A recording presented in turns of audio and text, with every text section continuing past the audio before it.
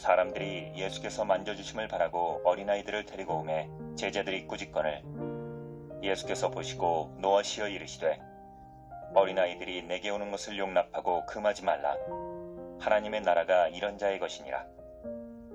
내가 진실로 너희에게 이르노니 누구든지 하나님의 나라를 어린아이와 같이 받들지 않는 자는 결단코 그곳에 들어가지 못하리라 하시고 그 어린아이들을 안고 그들 위에 안수하시고 축복하시니라. 앞서 말씀드렸던 것처럼 지난 4월 27일 한남로의 주일학교연합회 한남주교에서 주관하는 문예대회 그림 글짓기 대회가 있었습니다. 교사와 아이들 포함해서 약 한 200명 정도 모였던 것 같아요. 여기 부평 역사박물관에서 했었는데 주제가 있었습니다. 최고의 코치 예수님, 내가 바로 교회입니다. 이번 총회 여름성경학교 주제이기도 합니다. 그래서 그 내용으로 그림을 그리고 또 고학년들은 글짓기도 했는데요. 우리의 인생, 삶, 모든 것을 가르쳐 주시고 지도하시고 인도하시는 예수님. 아이들이 그림을 이제 끝나고 그 주교연합회 임원들이 뭐 평가도 하고 회의하는 곳에 저도 참여해서 같이 있었는데 그래서 쫙 펼쳐진 그림을 뭐 그림 그릴 때도 봤고요. 저는 사실 미술에 대해서는 거의 문외한이고 잘 그리지도 못하는데 그런 제가 봐도 이건 정말 잘 그렸다. 7살 1학년인데 이거는 진짜 중학생보다 잘 그렸다 라는 생각이 들 정도의 그림들도 있었습니다. 그리고 글짓기는 제가 보지 못했지만 그 아이들 중에 글도 잘 쓰는 아이들이 분명히 있었겠죠.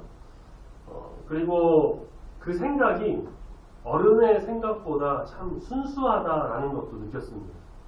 어른들은 그렇잖아요. 뭔가 기법을 사용하고 그동안 살아온 어떤 경험이나 뭐 여러 가지 인간적인 것을 좀 넣으려고 하는 경향이 있는데 아이들은 진짜 그냥 있는 그대로 정말 주제와 말씀 또 아이의 그 순수함으로 열심히 그리는 것도 좀 봤어요.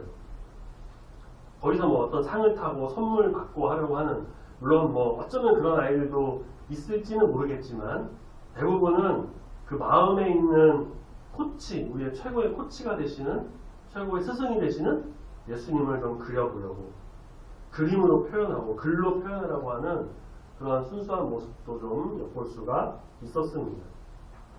요즘은 스마트폰, 뭐 유튜브 이런 것들이 많이 있다 보니까 어렸을 때부터 이런 걸 접해서 아이들이 때로는 이게 이 애가 정말 애가 맞나? 아니 유치원 초등학생이 맞나? 이런 생각이 들 때가 있어요. 옆을 지나가는 초등학생도 다니는 아이가 진짜 어른보다도 더 욕을 찰지게 하면서 지나가는 것도 봤고요. 깜짝 놀랐어요. 그래서 초등학교 심지어 유치원에서부터 왕따가 있다고도 들은 것 같아요. 친구 괴롭히고 무리를 지어서 그룹 지어서 시대가 변하면서 뭐 이런 일들도 있는 것 같습니다. 하지만 그럼에도 아이들은 대체로 순수합니다. 깨끗해요. 어른의 생각보다 맑고 또 습자지처럼 모든 것을 잘 받아들이고 그 마음에 정말 깨끗함이 있습니다. 우리 어른들은 저도 어른이고 우리 여기 뭐 성도님도 어른이시고 이런 말씀 죄송하지만 시간이 지나고 세월을 보내면서 세상에 정말 물들고 많은 것을 보고 배우면서 때묻고 교묘한 생각들을 많이 하죠. 이 좋은 말로 하면은 노련해졌다라고 할 수 있긴 한데요. 우리 역시 이러한 좀 어린 시절을 보냈잖아요. 보냈기에 그런 어린아이들의 순수함을 좀 바라보면서 어린 시절 생각하면서 본받을 배울 점이 분명히 있다고 봅니다. 그래서 오늘은 우리 말씀을 통해서 이 어린아이의 순수함을 어린아이와 같이 하나님 나라를 소망하는 우리에게 주시는 하나님의 놀라운 은혜가 오늘 가득 넘치기를 소망합니다. 아멘. 어렸을 때 어떤 것 같아요? 초등학교 저학년 아니면 유치원은 잘 생각이 안 날 것 같고 아마 초등학교 저학년이었을 것 같아요. 어릴 적이라 뭐 다 기억은 안 나는데 몇 개 기억나는 게 아마 어렸을 때 너무 강렬한 기억이어서 그랬던 것 같아요. 어머니께서 밤에 울면 엄마 일찍 죽는다고. 그래가지고 그 진짜 믿고 밤에는 진짜 안 울려고, 뭔가 울 일이 있으면 진짜 안 울려고 막 참았던 그런 일들도 기억이 나요. 또 저희 누나가 밤 10시까지 안 자면 귀신이 문 앞에 서 있을 거고, 11시까지 안 자면 귀신이 창문에 떠 있을 거고, 12시까지 안 자면 귀신이 집안에 들어올 거다라고 하는 거예요. 그래서 정말 무서워가지고 그때는 그럼 10시까지 안 자고 있는 사람들 집 앞에는 전부 다 귀신이 있냐 그랬더니만 그렇대요. 그래서 너무 무서워가지고 어떻게든 자려고 했던 기억이 나요. 그래가지고 그래도 살다 보면은 그렇잖아요. 어리지만 살다 보면은 12시 넘어 잘 때도 있잖아요. 그러면 혹시라도 진짜 귀신이 나 볼까봐 이불을 머리까지 뒤집어 쓰고 잤던 적도 있어요. 이게 바보 멍청이가 아니고요. 어린아이의 그 순수함이 있기 때문에 그러한 것도 좀 진짜 믿고 말하는 게 아닌가 싶어요. 예수님은 이 어린아이를 정말 사랑하셨습니다. 예수님 당시 사회적, 문화적 시대로 보면요, 이거는 정말 파격적인, 정치적 용어를 잠깐 빌려서 쓰자면 정말 이건 누구보다 진보적인 사상을 가지고 계셨던 거예요. 왜냐하면 당시 오직 성인 남성만 우대하는, 20세 이상 성인 남성만 우대하는 사회였거든요. 여성, 노인, 어린아이 무시하는 그런 사회였습니다. 우리가 말씀만 봐도 알 수 있어요. 인구수를 셀 때도 남자 수만 셌어요. 오병이어 기적에서도 남자 한 5,000명이라고 기록하고 있죠. 이름도 대부분 남자 이름만 나와요. 사회에 진출하고 활동하고 뭐 투표권이라든지 여러 참여하는 것은요, 오직 남자만 가능한 시대였습니다. 여성의 인권은 별로 없었어요. 거의 없었어요. 그렇다고 해서 여성이 뭐 아무것도 안 하고 뭐 그런 건 아니었지만, 여성은 거의 항시 남자라고 하는 남편이나 아니면 큰 아들, 장자, 그런 보호자가 있어야 했고요. 남자가 없어도 마음대로 무언가 할 수 있는 그런 사회는 아니었습니다. 성경을 보면은 여성의 이름이 자주 등장해요. 예수님 어머니 마리아, 나사로의 동생, 여동생 2명, 또 마르다, 뭐 사도행전에 가면은 바울을 도왔던 루디아, 브리스길라. 그런 면에서 봤을 때 이 성경 말씀은요, 이 당시 사회적 분위기로 봤을 때 정말 다른 책들과는 다른 파격적인 책이었다라고 해도 과언이 아닐 거예요. 왜냐하면 여성의 이름이 이렇게 막 등장하는 것들, 여성의 참여 활동, 굉장히 주체적이고 활동적인 모습이 성경에 담겨져 있거든요.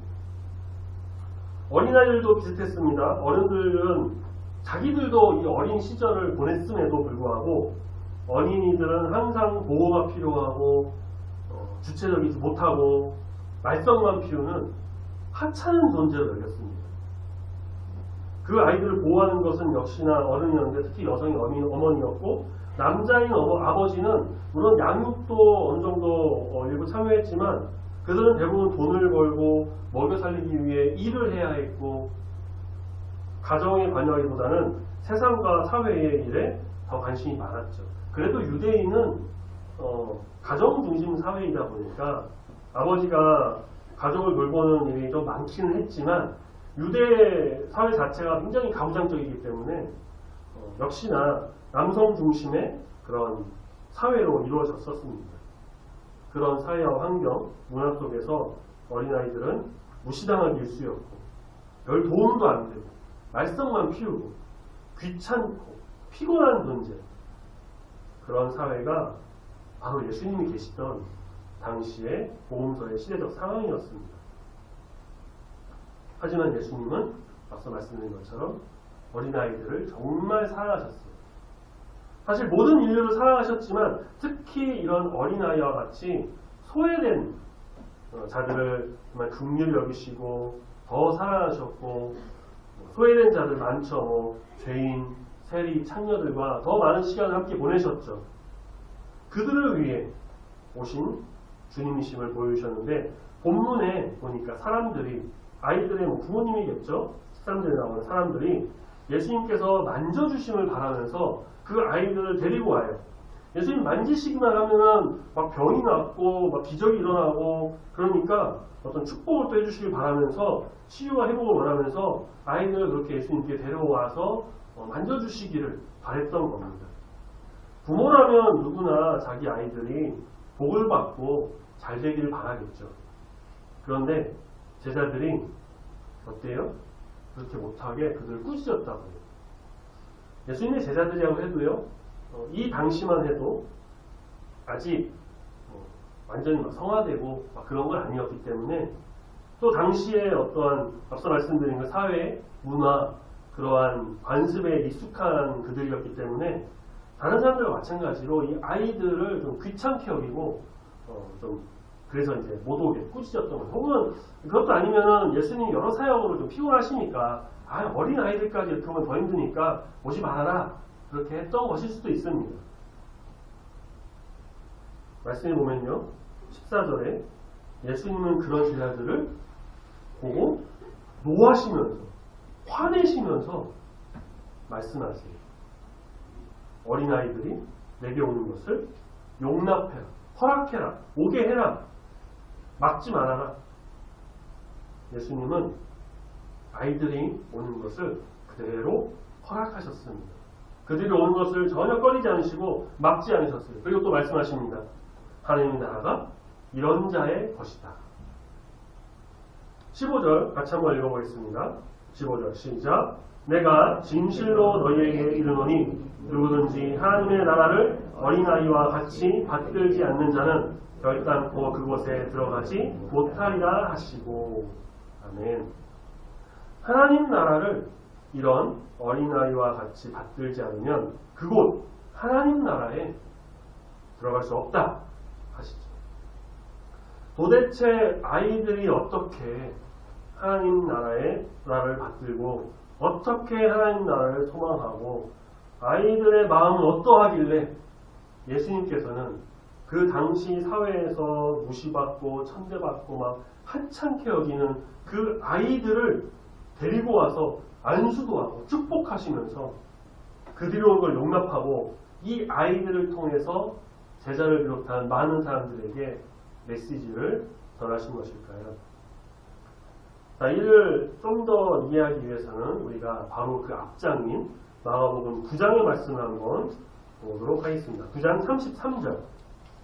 9장 33절에 제자들이 길에서 서로 토론하면서 말다툼을 합니다. 그 내용은 누가 서로 크냐는 것이었어요.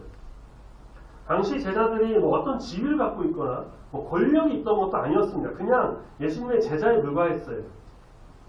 그런데 이들은 예수님이 나중에 유대인을 로마에서 해방시키고 이스라엘을 구원할 왕이 될 것이라고 봤던 거죠. 사람들이 생각한 것과 별다를 바가 없었습니다. 혹은 예수님께서 종종 말씀하시던 하나님 나라, 그 나라가 뭔지 모르겠어요.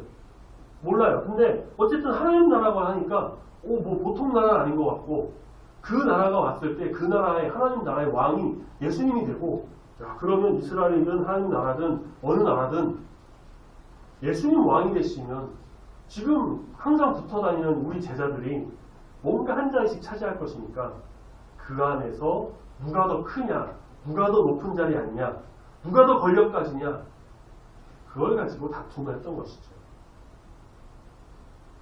어찌 보면 조금 한심스러운 이런 제자들을 예수님께서는 앉혀놓으시고 차분하게 말씀하십니다. 35절 누구든지 첫째가 되고자 하면 못사람의 끝이 되며 못사람을 섬기는 자가 되어야 하리라. 주변에 어린아이가 있었는지 아니면 지나가는 아이가 있었던 것인지 그 아이를 예수님께서 아주 좋은 본보기로 보여주십니다. 36절 어린아이 하나를 그들 가운데 세우십니다.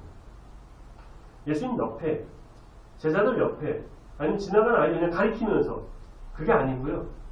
그 제자들 가운데에 아이를 세웠다는 것도 우리가 눈여겨볼 만해요. 중심에 우뚝 서는 사람. 모든 사람이 다 쳐다볼 수 있는 핵심이 되는 사람. 그렇게 제자들 가운데 세우시고 안으시면서 제자들에게 말씀하십니다. 37절.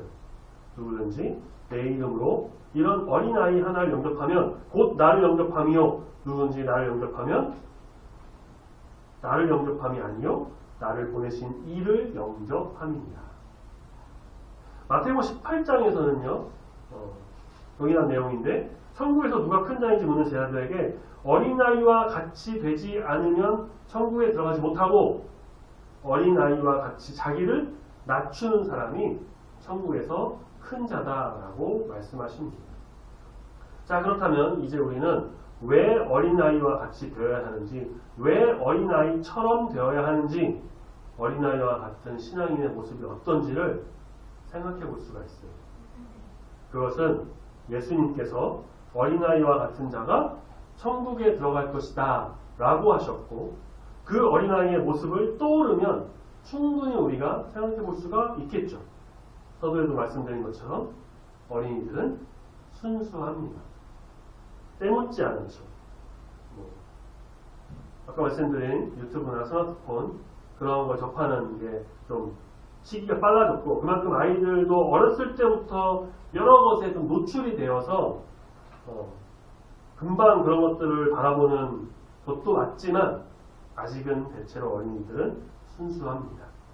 있는 그대로를 받아들이죠. 어른들처럼 사회분별하거나 이치 맞는지 계산하고 얼마나 가치가 있는지 판단하고 그런 모습 보이지 않아요. 아까 전에 선물 줬죠. 사탕 목걸이. 에이 이게 뭐야, 이거 어디서도 받는 건데. 그러지 않고 그냥 받고 목이 걸잖아요.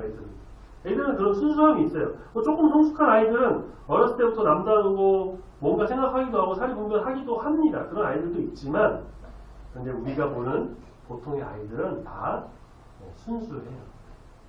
때묻지 않고 또 자기를 낮춥니다. 특히 당시 사회에서는 아이들의 지위와 권한이 거의 없다시피 했다고 말씀드렸죠. 아이들도 아마 그걸 알았을 겁니다. 나는 잘 모르고 아직 모르니까, 아직 못하니까. 부모나 어른들의 교육도 있었겠죠. 아이들도 그런 걸 보고 느끼며 자랍니다. 그러니 어때요? 자신들이 막 앞서 나가거나 뭔가를 하려고 하거나 내세우거나 고집 피우는 그런 게 없었겠죠. 여전히 자기를 좀 하찮은 존재? 어른이 돼서야 나는 뭔가 할 수 있지 라고 하면서 좀 기다리는 그런 시기? 지금은 내가 좀 낮아져야 한다라고 여겼던 겁니다. 이것이 참 주체적이지 못하고 좀 소외받고 무시당하는 그런 안타까운 모습이기도 하지만 예수님은 어때요? 그것을 그냥 안타깝게만 보지 않으시고요. 이런 모습이, 이러한 아이들의 모습이 이렇게 낮추고 겸손하게 행하는 그 모습이 바로 천국에 들어갈 수 있는 길이 되고 천국에서 가장 큰 자라고 불려지게 된다라고 사람들에게 메시지를 전하고 계신 것입니다. 본문 말씀에서도 다시 돌아오시면요. 마가복음 10장 단호하게 말씀하시죠. 하나님의 나라가 이런 어린아이들과 같은 자들의 것이다. 물론 하나님 믿고 예수님 구주를 영접하고 성령 충만한 자, 십자가의 죽음과 부활을 믿는 그런 믿음이 있어야 합니다. 그런데 그것을 믿는 믿음에서도요. 어른처럼 뭘 막 생각하고 판단하고 이것 따지고 저것 따지고 그게 아니고 어린아이와 같이 그냥 있는 그대로 하나님이 세상을 창조하신 그 모든 것을 그냥 그대로 믿고 예수님, 하나님께서 독생자 예수 그리스도를 우리 이 땅에 보내주셔서 이 땅에서 우리를 위해 십자가에 죽으시고 부활하시고 승천하시고 또 다시 오실 거 막 묻고 따지는 게 아니라 그냥 있는 그대로 믿고 그 순수함이, 그 순수한 믿음이 우리에게도 있어야 한다는 것이죠. 아, 진짜 죽으신 거 맞아? 그럼 예수님 죽으셨던 그 십자가 지금 어디 있어? 예수님 그 무덤 지금 어디 있어?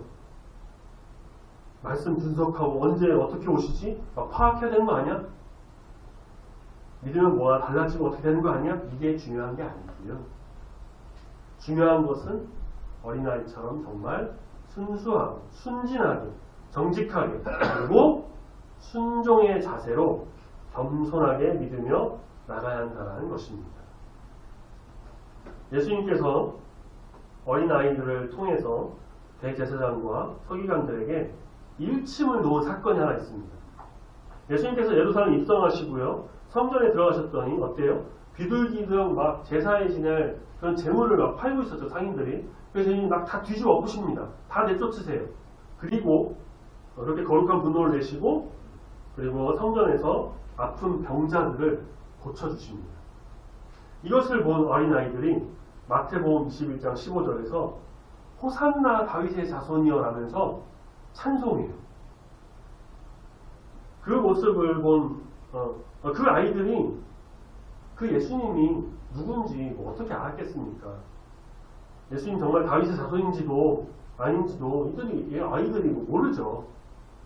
근데 그들이 그 앞서서 예수님께서 예루살렘 입성하실 때에 어른들이 막 나뭇가지를 길에 펴고 옷을 펴고 막 나귀 타고 오시는 예수님을 향해서 막 손을 흔들면서 뭐라고 외치죠? 호산나 다윗의 자손이요 찬송하리로다. 그 외침을 아이들이 들었던 거예요. 그래서 그 아이들은 그냥 들은 그대로 순수한 마음으로 성전에서 그 일을 행하신 예수님을 보고서는 똑같이 우와 저 사람 다른 어른들이랑 좀 다른 것 같아. 아침에 아빠랑 엄마랑 어른들이 호산나 다윗의 자손이라고 외쳤던데 야 우리도 지금 해볼까 하면서 예수님을 보면서 그렇게 외쳤던 게 아닐까요? 그 모습을 본 대제사장들과 서기관들이 아이들을 향해서 화를 냅니다. 어린 것들이 알지도 못하면서 헛소리 짓거리네 라면서 화를 냈겠죠. 그런데 예수님께서는 이를 두고 이 종교 지도자들에게 말씀하십니다. 마태복음 21장 16절에서 그렇다. 어린 아기와 젖먹이들의 입에서 나오는 찬미를 온전하게 하셨다 함을 너희가 읽어본 일이 없느냐. 시편의 말씀 인용하시면서요. 그들을 아주 찍소리도 못하게 만드십니다. 너희가 그렇게 하찮게 하고 무시하고 천대하는 그 아이들 입을 통해서 하나님을 찬양하고 하나님의 아들 메시아의 사역을 찬미하는 것이 말씀에 이렇게 기록되어 있는데 그 말씀을 읽고 다 아는 너희들이 그 어린아이들보다도 못하고 오히려 그리스도를 박해하고 하나님의 뜻을 반대하면서 그렇게 악을 행하고 있냐. 아이들의 입으로 찬양하고 찬미하고 하나님 이렇게 영광 받으시고 예수님의 이름이 찬양을 받으십니다. 다 배우고 다 읽고 다 알고 다 보고 느꼈던 그 어른들이 아니라 순수하고 겸손하고 순종하는 이 어린 아이들을 통해서 찬양의 소리가 더 넓게 퍼져나갔던 것입니다. 우리의 찬양이, 우리의 믿음이, 우리의 신앙의 길이 이런 어린아이와 같은 모습이 되기를 소망합니다. 아멘. 안타깝게도 그렇지만 저를 포함해서 여기 모인 우리 성도님들은 이미 세상의 것을 많이 보고 자란 어른들이죠. 이건 뭐 부정할 수 없는 것입니다. 이미 때가 많이 묻었고요. 세상의 이치와 진리를 판단하면서 살아갑니다. 세상적이고 인간적인 판단이 많이 들어간다는 거예요. 그렇다고 해서 우리의 믿음이 이상해지고 천국까지 못하고 그런 건 아니에요. 그런 건 아닙니다. 우리는 여전히 하나님을 믿고 예수 그리스도를 구주 영접하고 성령 충만한 삶을 살아가는 신실하고 아름다운 성도예요.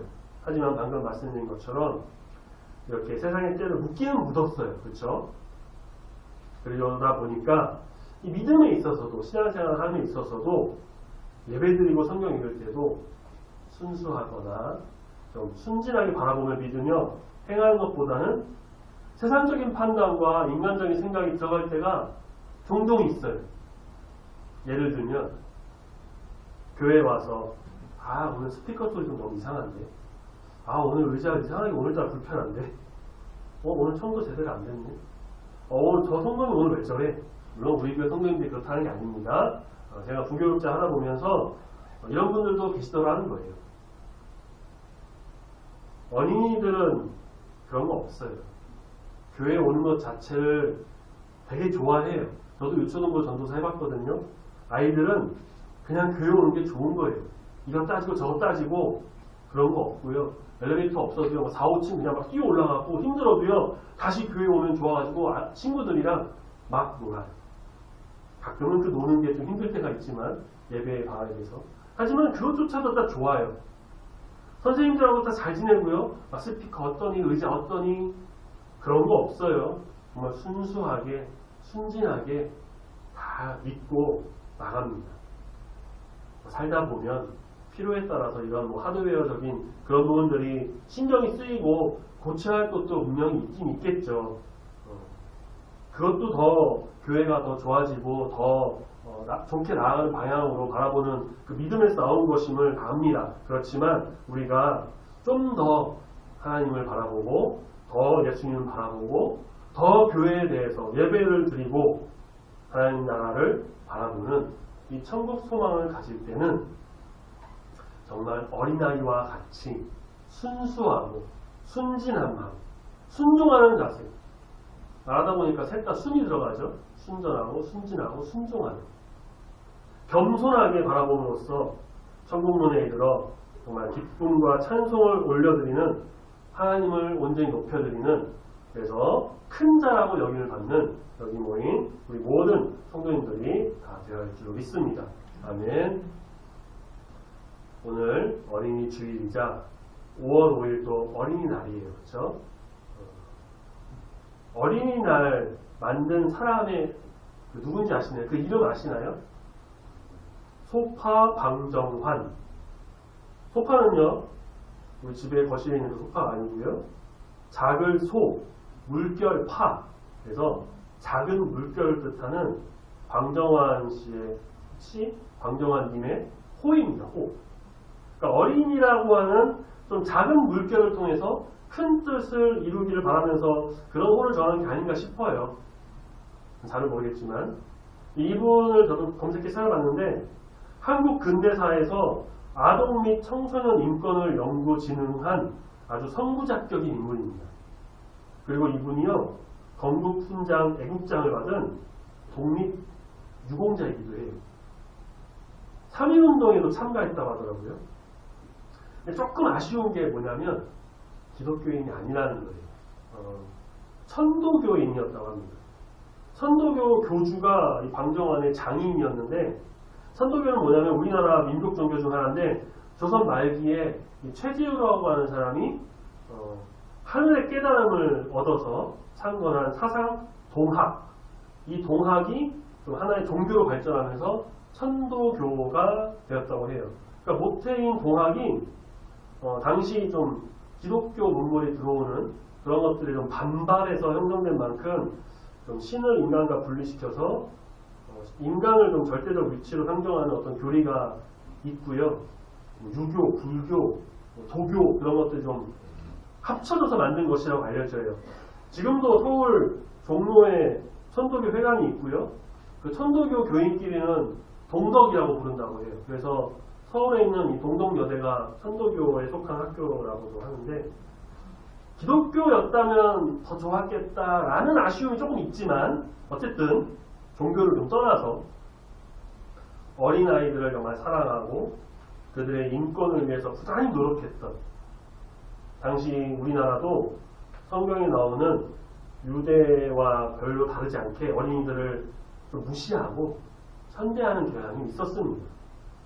당시 우리나라의 그 유교 사상은 남성 중심이었고 여자와 아이들은 소외 계층이었죠. 이런 시대 흐름 속에서 이 아이들의 인권과 행복을 추구했던 방정환은 어린이라는 단어를 처음 조어했고요.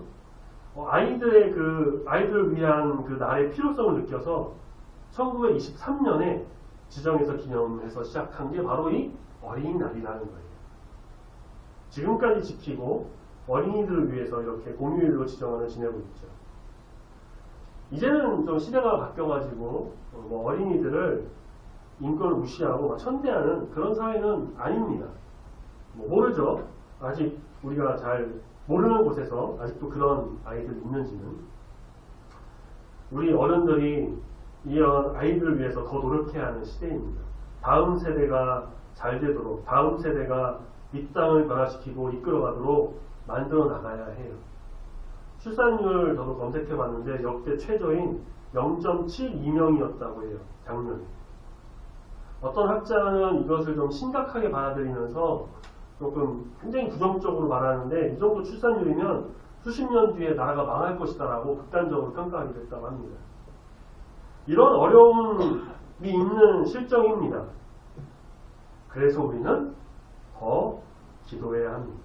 이 나라가 정말 올바르게 세워질 수 있도록 이 땅에 다음 세대가 정말 잘 지낼 수 있도록 다음 세대가 신앙을 굳게 지키면서 교회를 통해서 복음을 더 전하고 이 땅에 다시금 성령 충만함이 넘치고 은혜가 넘치고 회개의 땅으로 변할 수 있도록 우리의 자녀, 우리의 자손, 후손, 다음 세대가 더 큰 복을 누리면서 감사함으로 주님 앞에 나갈 수 있도록 우리는 기도하면서 노력해 나가야 할 것입니다.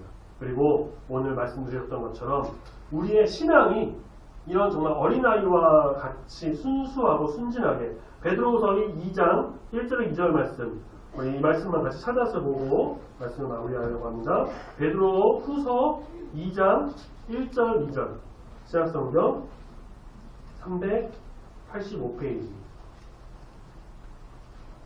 죄송합니다. 베드로 전서네요.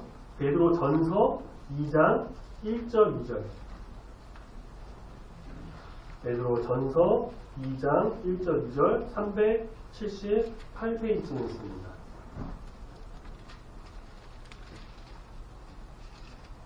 베드로 전서 2장 1절 2절 찾으셨으면 한 목소리를 같이 읽어보겠습니다. 시작. 그러므로 모든 악독과 모든 기만과 외식과 시기와 모든 비방하는 말을 버리고 갓난 아기들 같이 순전하고 신령한 젖을 사모하라. 이는 그로 말미암아 너희로 구원에 이르도록 자라게 하려 함이라. 아멘.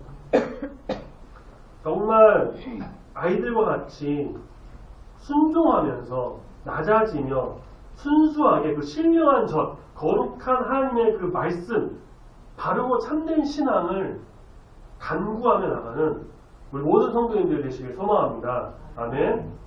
어린아이와 같이 나갈 때에 하나님 나라의 그 큰 자가 되고 말씀에 보는 것처럼 구원에 이르도록 자라나게 될 것입니다. 천국 백성 되어 정말 아름다운 주의 성도로서 이 땅 가운데 지내게 될 줄 믿습니다. 하나님의 크신 은혜가 여기 모인 우리 모든 성도님들 가운데 충만히 임하기를 예수님의 이름으로 축원합니다. 아멘. 기도하겠습니다.